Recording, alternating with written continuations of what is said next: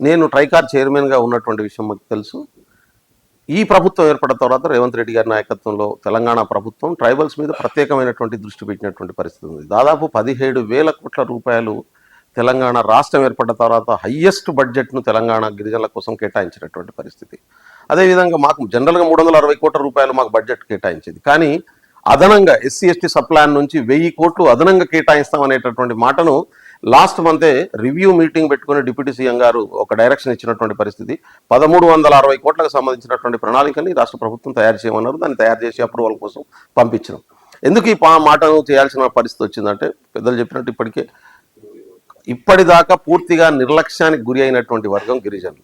తెలంగాణ ఉద్యమంలో గిరిజన విద్యార్థులు యువకుల పాత్ర అగ్రభాగాన ఉన్నది. చాలామంది సాక్రిఫైస్ చేశారు తెలంగాణ రాష్ట్రం కోసం. దానికి ప్రధానం ఏంటంటే ఆంధ్రప్రదేశ్లో 6% రిజర్వేషన్లు ఉన్నాయి. తెలంగాణ రాష్ట్రం ఏర్పడితే మాది 10% జనాభా దాటుతుంది. 10 నుంచి 11, 12% రిజర్వేషన్లు వచ్చేటటువంటి అవకాశం ఉంటుంది అనేటటువంటి ఒక మేజర్ ఈవెంట్ కూడా గిరిజనులను ప్రభావితం చేసినటువంటి పరిస్థితి. కేసీఆర్ గారు కూడా ఉద్యమ సమయంలో 12% రిజర్వేషన్లు ఏర్పడిన వెంటనే మొదటి జీవో మీదనే సంతకం పెడతా అన్నాడు ఆయన. కానీ పోయే ముందు దాన్ని పెంచిండు కానీ మొదటి జీవో మీద పెట్టలేదు. ఒక ఉద్యోగం కూడా భర్తీ చేయలేదు. అది నష్టం చేసి